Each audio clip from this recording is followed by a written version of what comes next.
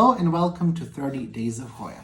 The Hoya that we will cover is this very cute Hoya serpens that you can see here.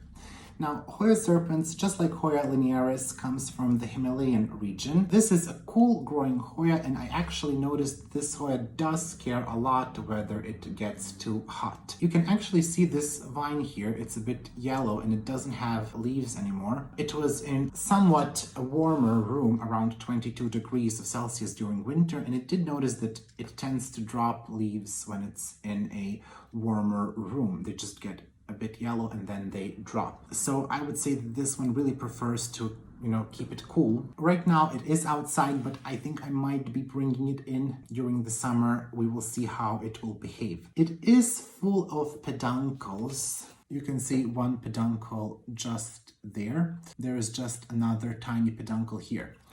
It hasn't flowered for me, and I did hear that this Hoya is quite difficult to flower. It will produce a bunch of peduncles, but again, if it's not outside, it will be difficult to get it to flower. So what I think might do the trick is leaving it outside in October or September, depending where you live and how cool it gets, and that might help you get some blooms on this Hoya. It's something that I will definitely be trying out this October. In terms of growth, I wouldn't say it's too slow. It's a steady grower. It did put out for me several new vines since I got it. So in terms of that, it's not very challenging. I keep this in bright and direct light. East-facing window will do fine. Northwest, northeast, something similar to your Hoya Bella. I wouldn't put it in a direct sun or in a very, very high light. I do water it every 7 to 10 days. I do wait for it to dry out a bit, but then I give it quick water. And just because the leaves are so tiny, I don't think it would appreciate to be dried out too much. So the leaves are a bit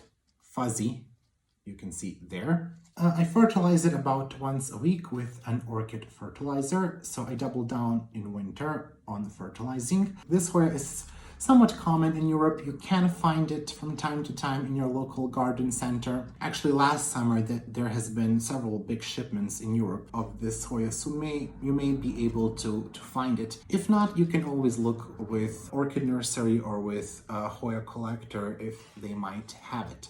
But I would say that it's not so difficult to come by. And I think it's a very nice addition to your Hoya collection. It does have very small leaves that are quite cute. I would recommend it to a beginner. Again, it's not very difficult to grow. You'd have to be mindful about not keeping it too hot. Other than that, I haven't had any pest pressures. I haven't had any issues with overwatering or with rot. So I think this makes it a nice addition and it's not too difficult to grow. This was Hoya serpens.